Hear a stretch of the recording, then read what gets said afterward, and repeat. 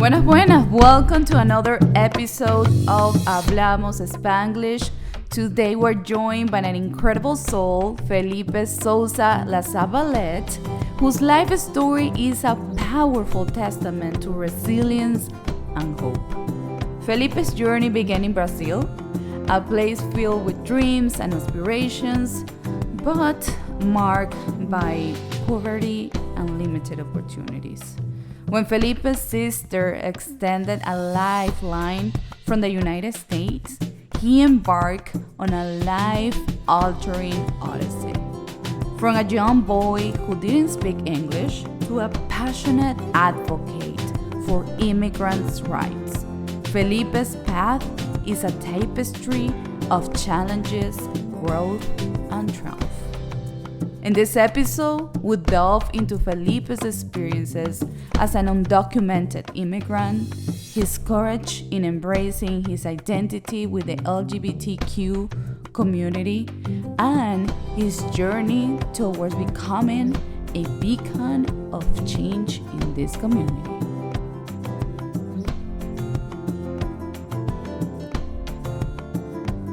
Hola, Felipe. Hola, ¿cómo estás?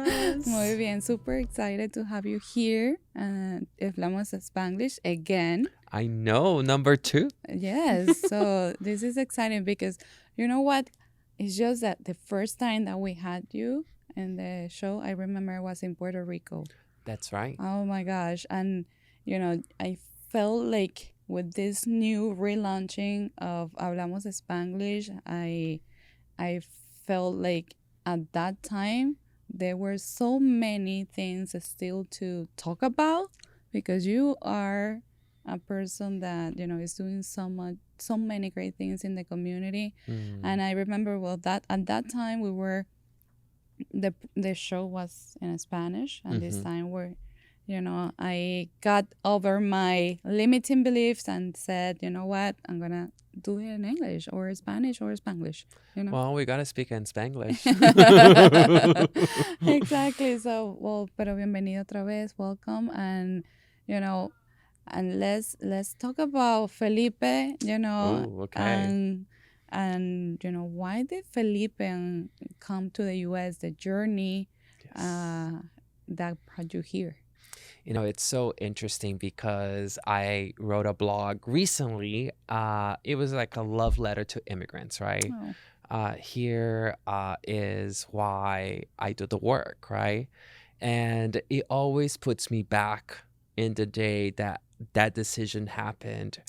I came to the U.S. Because my sister already had moved 6 years prior to me. Mm-hmm. Actually, she's in my house. She cooks. She's like basically my mother, right? Oh. She's 10 years older than I am, and she moved to the U.S. when she was 18 years old, and she sat me down and said, "Before you turn 15, I'm bringing you over." And we were, you know, poor. We didn't really have lots of resources, and I really think that she wanted to break the chain of poverty, right? She was that visionary, that person who saw beyond her immediate circumstance and wanted to bring me out of it too.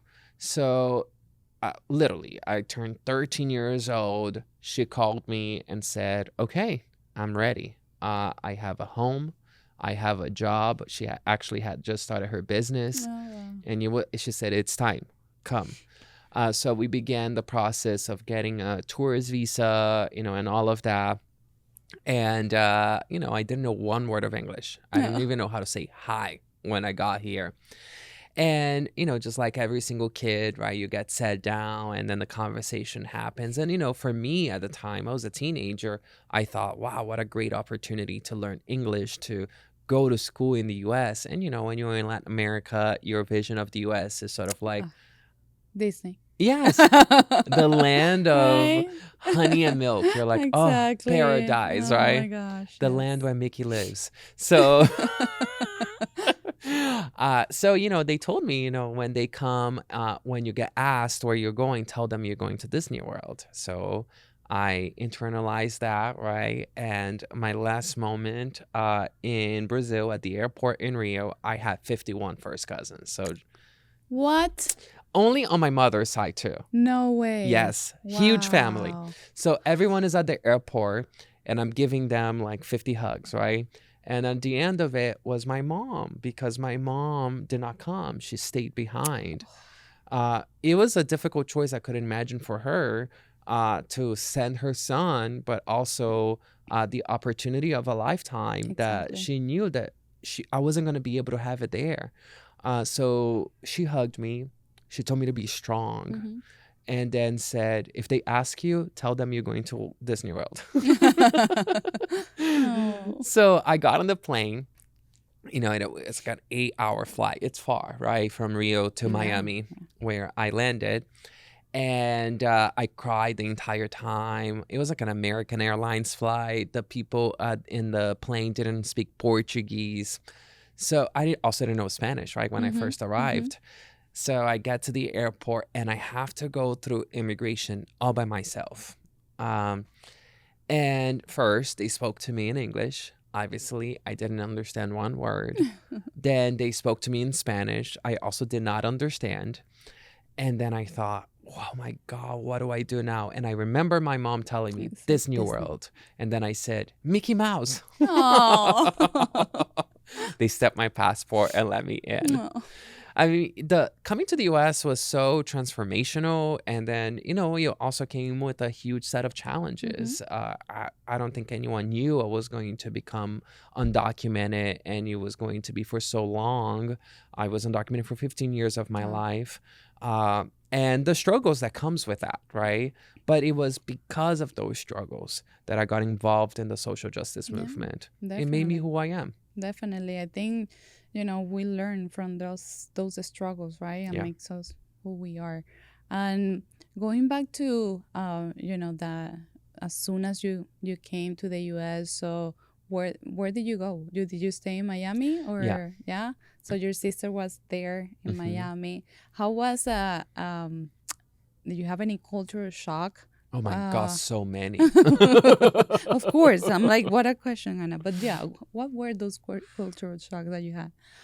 One, I came from a public school in Rio, right? Okay. So air conditioning and stuff like that did not exist.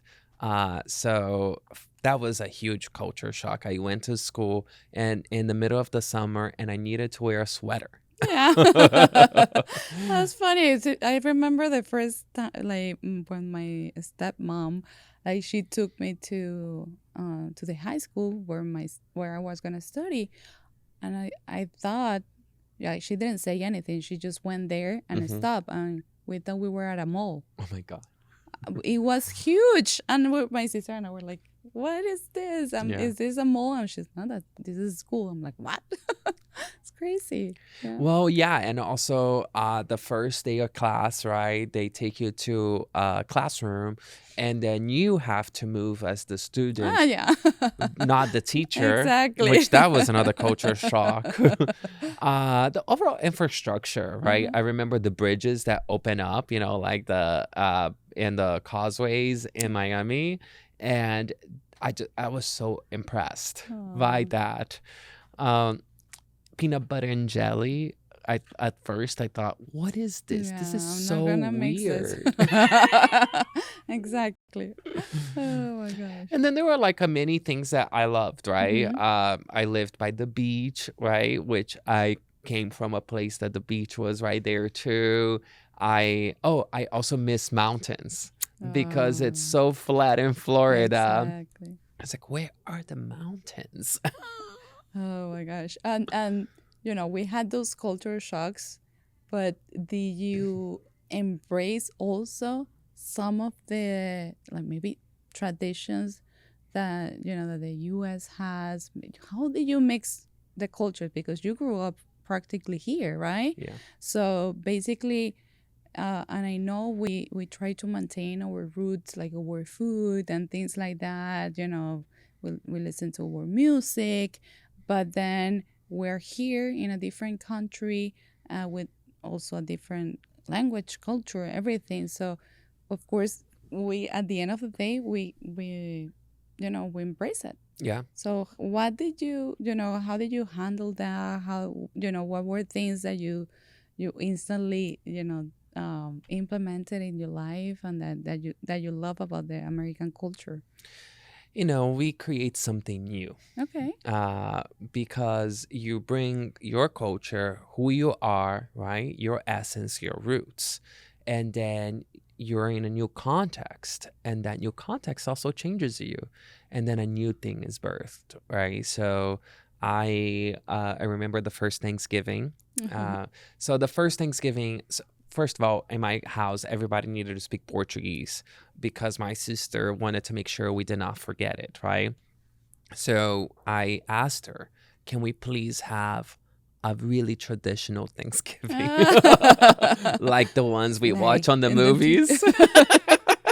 It's so funny. It's like, yeah, because we usually tend to do Yeah, something like different. our dishes. Yeah. Yeah, so we did the Okay. whole shebang, right? Like, and we cooked everything at home. And it was great, I loved Yeah. it. I mean, other things about American culture that I learned and I implemented right away goes beyond food, Mm-hmm, right? mm-hmm. It was understanding that I lived in a different context, that there were different opportunities here, that, I don't know, I call it the dreams I'm yet to dream, which I still challenge myself Mm-hmm. every day to go beyond what I immediately see. I mean, even in our biggest dreams, usually they're related to what you can see, what you think it's possible, Mm-hmm. because you're looking from a vintage point, right? Mm-hmm. But challenging yourself to always dream even bigger, even if it's just a little bit more, expands your soul. Mm-hmm. It makes you see what you can't see. And, like I was challenged about my immigration Mm-hmm. status, and I had this dream of becoming a U.S. citizen. That was, like, Mm. I would lay at night, looking up in the ceiling and thinking, oh, I can't wait to be able to vote. I don't know, like, Oh, wow. That's incredible, right? Because yeah, even though like I I I don't know if that's something that because of in our countries that we learn at a very young age, how powerful hmm is to have a vote and have a voice and hmm to vote, because we know that we can make a difference and be heard, hmm right? So that we really like. I remember when I became also a citizen, it was like now I can vote, Yeah. and that's one of the first things that we think. But I know you went through, since you were undocumented, it was challenging, right? Absolutely. So how, what helped you cope with so many things, like at school, Yeah. or like trying to get a job, Yeah. or going to college and hmm things like that? I mean, it was extremely difficult, Mm-hmm. right? Life was not easy at all. Unfortunately, we live in a country that documentation defines your humanity, what you can and cannot do, as if a 9-digit card can actually say you're human and you're not. Mm-hmm. Um, I was growing up. I'm also part of the LGBTQ plus community, Mm-hmm. and all of that was coming together at the same time, right? And it was hard. I was going to a super conservative church, because that was the only place I found community at first, but they were homophobic, you Mm-hmm. know. So I found some community, but also disdain for who I am. And it was Yeah. really confusing, really confusing. And one day on the radio, my friend heard about a rally, a protest. Okay. And a few years back, when I was really hopeless, one of my teachers, my ESO teacher actually, she told me, have you heard about the DREAM Act? Uh, and since then, I kept looking for ways to get involved, like how can I get this bill passed? Mm-hmm. At first, it was really rooted on my own personal lived experience on what I was going through. And when I heard about this protest Mm-hmm. rally in Miami in the radio with my friend, we decided to go. And in the rally, I heard the chant, "Si se puede," Mm-hmm. which completely changed the way I saw my reality, Mm-hmm. that I believed Okay. in a different possibility, a different world. And I also stopped seeing myself as a victim of my circumstances, that I could take action, that I could move the world, that I could change the world. So from 2006 to 2007, I basically went through a journey. I became student government president. I mean, I did all sorts of things. And it's incredible how that can change your mindset. Because absolutely. People don't understand that how, not having a documentation or, makes you feel, and Yeah. the limitations that you have and makes you feel as a person. So it's incredible how that was able to change your mind, and change it so possibly that you became this, force at school, starting from there. Yeah. Well, like when you're undocumented, you are told that you can't go to college, you can't do this, you can't do that. And a simple thing as getting a driver's license, which every single 16-year-old wants to do, Exactly. you can't, right? So it's no, no, no. And then the idea of the American dream feels so distant. And almost feels like a lie, like, wow, because of something I cannot control, I can't do these things no matter how hard I work for it. But, that was definitely a moment. And I got connected with the Florida Immigrant Coalition. I called them up and said, hey, I want to work on the DREAM Act. Okay. And for those who are listening that don't know what the DREAM Act is, can you explain it very briefly? Yeah, so the DREAM Act is a policy. It's a proposal that has been introduced since 2001 in Congress, hasn't passed yet, but it would essentially create a pathway to citizenship for young people who were brought here before the age of 16, have been living in the U.S. for at least 5 years, and is either going to college or going to the military. And so I was, I wanted to get engaged, and I called. And they sent a youth organizer out, right? And then he said, okay, I want to meet with you. Then I put together like a meeting with like 20 different people from the get, right? Like wow. How old were you? At that time, I think I was 19. Oh my gosh. And, that was the beginning of my path. But that moment of seeing that there was a different possibility, and also that I am the master of my destiny, that I am an actor in the way that the world works, that I'm not just someone who have to stand in the sidelines, is what created the way for me to survive, honestly, the hardships, independently of whether or not it was difficult. And also when you're part of a community, there's lots of mutual aid. We would help each other find scholarships that undocumented youth could apply for. We would raise money for each other. We had like I've sold so many brownies to pay for my friends' scholarships. Oh my God. And they would do it for me too. And you become tight with a group of people who are invested in you, and you're invested in them. And together we created a movement. And we honestly did something that at the time folks never believed it was possible, which was to get the deferred action for childhood arrival in lieu of not being able to pass the DREAM Act, when President Obama essentially was forced to do what undocumented youth who cannot vote because of our political action and our political and civic engagement, we moved the whole country. And we created a path for people like us to get a work permit, to get a social security card, all of the things that were such hindrances to us, we were able to make it happen. That's unbelievable.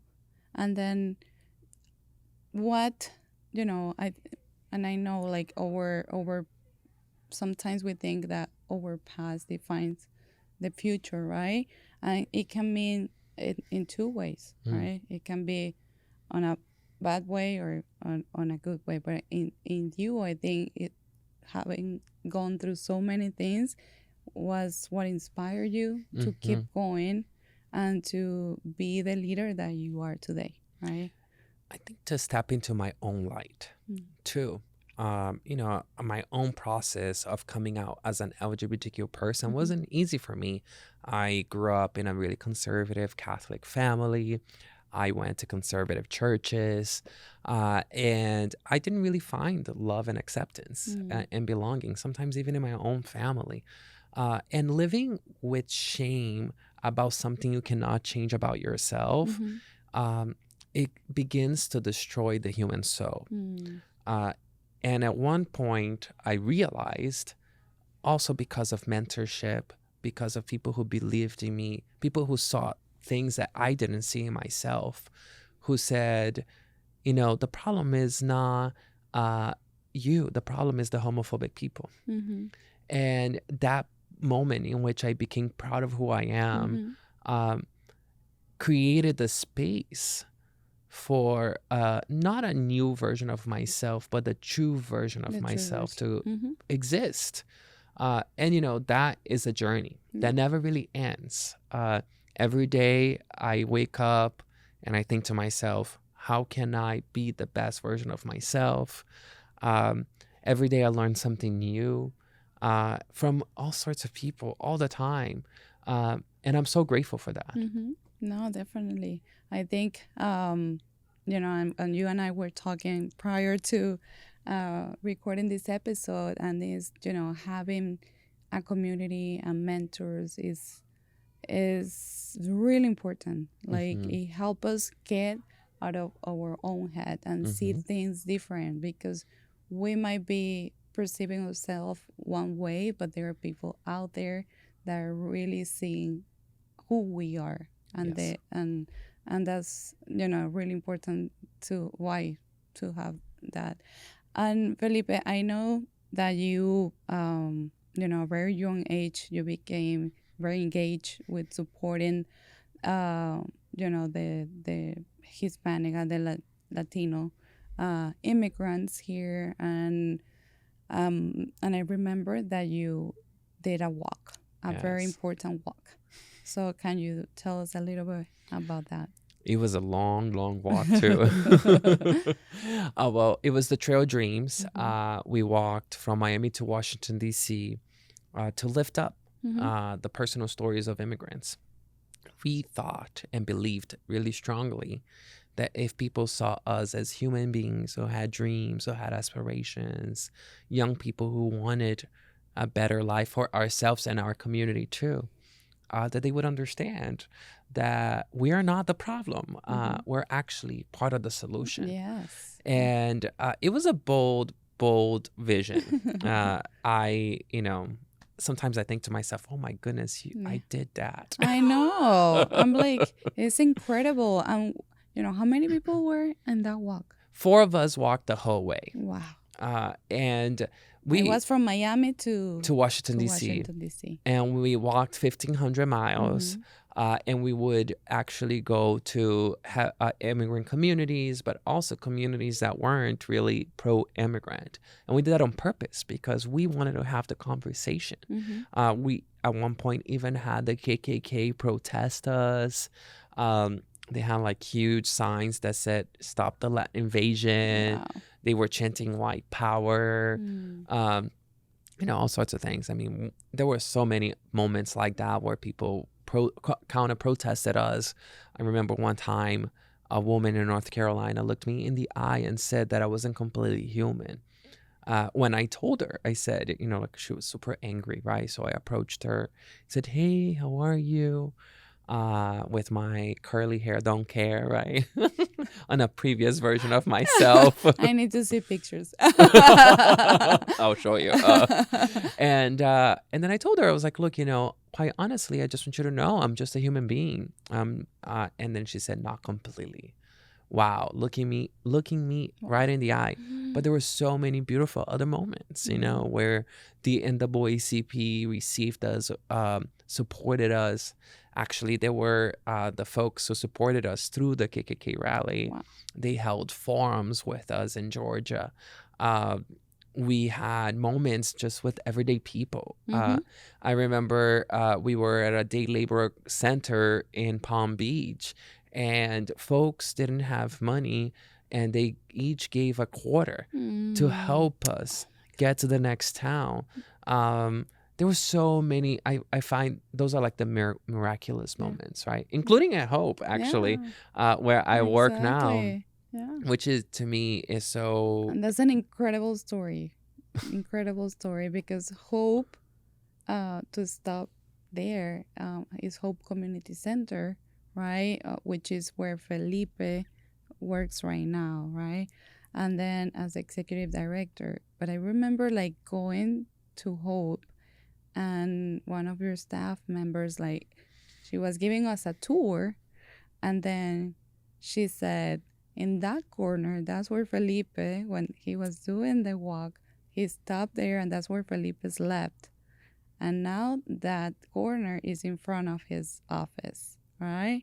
So for me, that was like, I had goosebumps, and it was incredible, because you really fought for your dreams, and not only your dreams, but the dreams of others. Yeah. It feels like a full circle moment. I have ever told you how I ended up applying for that job? No, I don't think so. I don't think I know this story. Okay, you ready for it? Yeah. It involves God, prophecies, and etc. So I was working at the city of Orlando. I was working at the mayor's office, not too far from downtown, actually. In downtown, actually. And I was the inclusion and equity person. I was the LGBTQ liaison and working on immigrant integration. It was a great job, right? And the position became vacant for executive director. And I kid you not, 5 different people who were not even really, they don't even know each other that well, sent me the job description and said, you must apply. Our community needs you to apply. So, sometimes the inner critic, right, comes in, which is what we were just talking about too. And I thought, wow, how can I fill Sister Anne's shoes? Sister Anne is our founder, force to be reckoned with, right? Incredible woman who changed the world and has served our community for over 50 years. Anyway, so I thought that, right? And I asked my husband's mom for advice. Wow. And then she said, you know what, Felipe, we were making arepas. I'm Brazilian, but he's Venezuelan. Okay. So she's making arepas in the kitchen. I come up to her super meekly, like, can I talk to you? So she said, you know what, let's go to church and pray about it. So we went to church, and at church, we asked for a sign, like, okay, God, if you want me to apply, give me a sign. So as soon as the priest goes up, he opens up the Bible, and then he reads the story of prophet, one of the prophets, right? And it was exactly at the moment that the prophet gets his calling. So God says, I chose you, and the prophet replies, God, I don't even know how to speak, which was exactly how I felt. Right? I was like, I don't know how to do this. And then like in the biblical story, God says, don't worry, I'll put the words in your mouth, I'll guide your feet. Don't worry, I'll be there with you. So I immediately started crying. Wow. I'm like, wow, I got my sign. And then the priest starts preaching, and he says, we must fight against the injustices. And we must fight against injustices happening to immigrants. I was ready to write my cover letter. So I got home, wrote the cover letter of cover letters, okay? So cover letter is supposed to be 1 page long, very professional. That was not the cover letter I wrote. I wrote a 5-page paper. And, I got a call literally 2 days later from the board president, and she said, oh, when I saw that letter, I saw your resume. I put all of the other applications to the side. And I went to the interview. And when I got to the interview, I kid you not, I parked and I saw myself walking on foot. Wow. Like I just saw it. When you I went just back. had that flashback. With tears in my eyes, I thought, wow, what a full circle moment. So I walk in for my interview, and Sister Ann is there. She gives me a huge hug and says, wow, full circle. Yeah. And, the rest is history. Wow. Wow. Felipe, and can you mention a little bit about hope? Yes. So, that our listeners, los que nos escuchan, can learn about hope. Because I think, that, and I'm a fan, right? And a really true supporter of what hope does. And I believe that this is why one of the reasons also that I created this space, and why I also said I'm gonna do this in English, because I think not only we are helping our immigrant community, but also getting the voice out there of this amazing, for example, nonprofit that we have here, and letting our community know that this place exists here, and what you guys do is incredible. So tell us a little bit about hope. My favorite topic.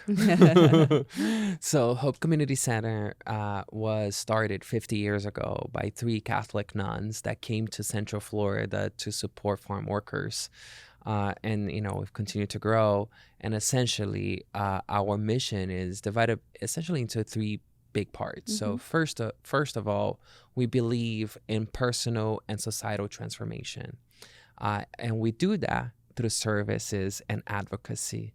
And the other part of our mission is that we believe in solidarity.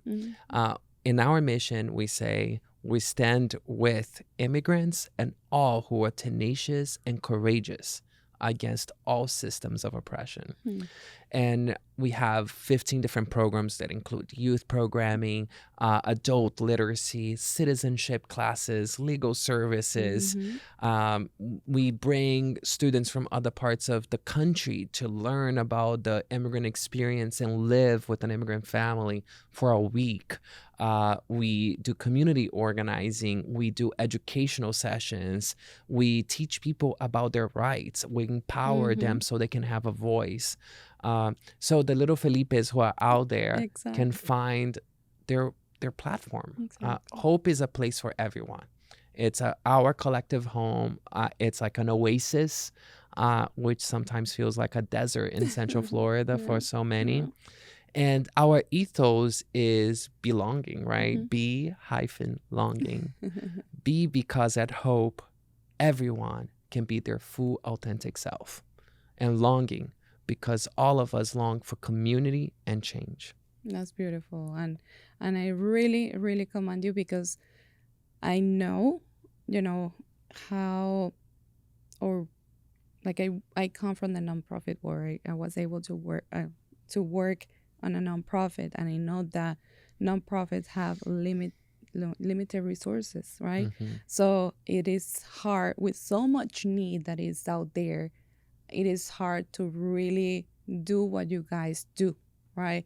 And I commend you, because I know you, like I know the team and everything that you guys do, and I admire, because you do it from the heart, and because you really want to see an impact there. So and I'm gonna, when we publish this episode, and we're gonna be publishing on different social media and the website and things like that, I wanna, this is my ask to whoever is listening, is to really, even you can volunteer your time. You can donate. There is no little donation, or or you can, if you can do a large donation, that's always welcome as well. But there are many ways that you can contribute and be part of Hope. Absolutely. And hope lives within each one of our hearts, right? And that's what we are doing every day. So to give you a little story. So today we are doing our summer camp, kids camp, we call it, because a lot of immigrant kids live in trailer parks, and their parents get paid by the hours. So if they don't go to work, they literally cannot pay rent. So these kids will basically stay all by themselves without supervision and not being able to be a kid. So this is a recent story. This Brazilian woman arrived. She's pregnant, and she had her 2 daughters with her, and literally arrived a month ago. Didn't have anything, completely disoriented, didn't know what to do. So we gave her food. I mean, like, that's what we do, right? Like, we showered her with love first, right? Here's some food. Here are some English classes. Here are all the things we can, come, hang out with us and whatnot. And then we looked at her kids and said, do they have a place to stay in the summer? And she said, no, we don't. So we quickly enrolled them. We were already over capacity, but we said, you know what? We're going to make space for these kids. Okay. So I saw her little daughter today, Isis. And she's so cute. And I went up to talk to her, and she was like talking to me about how much she likes the camp. And, to me, that is what hope is about. Yeah. Hope is about creating space. Hope is about creating a future. And so that little kid knows that there will be a home for her. Yeah. And what does Felipe hope for our immigrant community here? I hope for true liberation, the liberation of our spirit, to unleash all of our gifts into this country. I hope for a day that where we were born does not define our future or destiny. I hope for a day that our next generations can dream of a day that I haven't even been able to dream. I hope for possibilities. I hope for a new paradigm where we are not seen as a problem, that we are seen as the solution. In Florida alone, there are nearly 400,000 immigrant entrepreneurs. I mean, you're one of them. I'm standing right across from one right now, with together creating a collective income of over $8 billion. We are supporting the economy, the social fabric. We are farm workers. We're also doctors. We are entrepreneurs. We are nonprofit workers. We're making an impact here. Yes. And I am so proud. I am so proud of every single time that I look at people like you, and I just see more possibilities. Yeah, definitely. I think we are, and that's the whole purpose also of Hablamos Spanglish. And I want for people to see who we are, why we come here, how much we love this country that opened, their arms to us, but also the incredible impact that we are making here. Because, like you said, we are not just a number. We're here creating opportunities not only for ourselves, but for everybody. That's right. And Felipe, I know it's almost time for us to finish the conversation, but I have to ask you these questions, or there are questions. I'm going to be mentioning some words, and you're going to answer the first thing that comes to mind. All right, let me get ready. Get ready, please. So, food. Rice and beans. Ooh, interesting. Okay. Music. Samba. Okay. A place that you want to visit here in the U.S. Okay. Oregon. Why? Because I saw a picture of a river in a beautiful mountain. I was like, I want to go there. Okay. And then favorite sport? Very favorite sport? Mm-hmm. Ooh, soccer, of course. Very stereotypical. Of course. And then last one, who would you nominate to be, to sit on this couch with me so I can have a conversation just like you and I are having today?